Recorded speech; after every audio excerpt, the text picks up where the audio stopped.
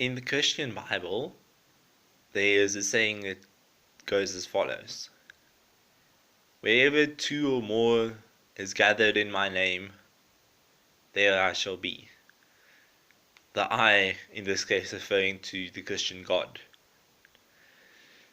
This is a religious saying, but one that also has practical and non-religious usage, validity, and usability. Because we as organisms have reserves and we have ranges of how much energy and strength we will apply, how far we will stretch ourselves. And when we are alone, our limits are set much lower than they are when we're together, because as social animals, we've evolved to be social, and there's very little reason, very low motivation for us as an individual organism to expend a lot of energy, because we only have a limited amount, and almost also because we're alone, by implication we have only ourselves to rely upon, so we have to make sure that we have enough reserves in stock. When we are with people, we are able to move much closer to our limits, our physical limits, instead of being limited to a massive degree by our mind and how much we think we can do.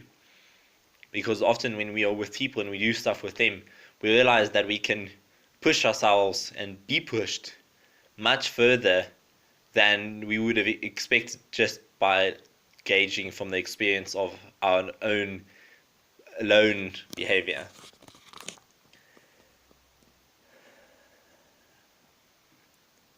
This also works in other contexts. For example, words can unlock massive untapped potential in us.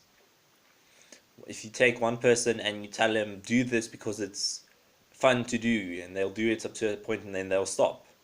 If you tell that same person and you inspire them with the motivation and the belief that they are at war and the fate of nations depend on them, and they will be massively improved, they will be stronger, faster, more quick thinking than you would expect in any other situation.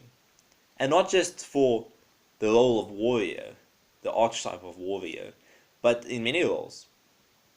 If you tell someone, if you put somebody in the position of leadership, they will lead better. They will be able to see individual interactions between people. They'll be able to talk with more certainty, even though they have the same amount of certainty as other people. There's complex behaviors and complex systems at play in how much we expend, how much we give of ourselves. And for practical purposes, if you want to get something done on a regular, consistent basis, or you want to push yourself in some way, do it together, because we can push ourselves as a group, or we can have somebody else push us, in the example of a coach pushing his people that he's coaching, or the people he's training. If you want to do something and you want to make it stick, you want to make it move on in spite of you and have yourself be committed to it, do it with people.